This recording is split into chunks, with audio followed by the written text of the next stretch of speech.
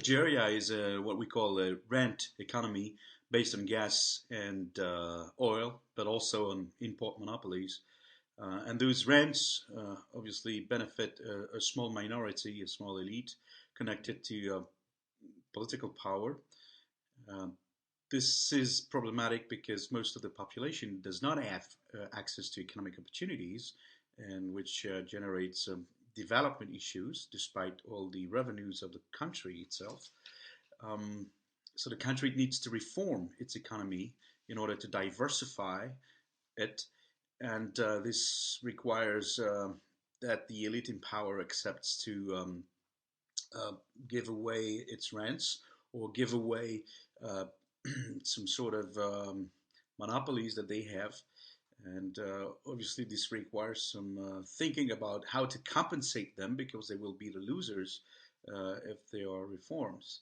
Today, the opportunity to reform is pretty big because the oil price is going down, is very low, and it's completely unsustainable for the Algerian government, which has bought social peace in a way by giving away subsidies to people.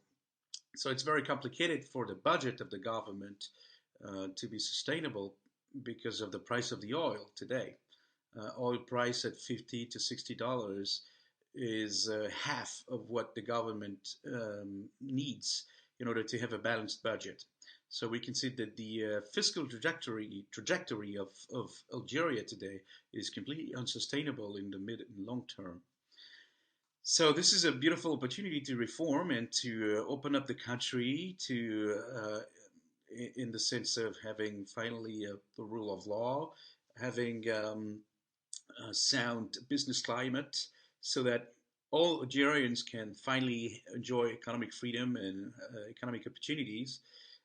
But obviously, this is a very big challenge in the sense that the elite in power has to accept to reform, and they obviously have a short-term interest in the status quo. So again, the challenge of Algeria today is to find a solution in order to compensate the elite, which currently benefits from the system, to accept, to agree on opening up the country. And well, that's not easy. That's a complex task. First, because the Algerian people have to understand it. Then they have to negotiate this compensation. And then this compensation needs to be implemented. And all this is terribly complex.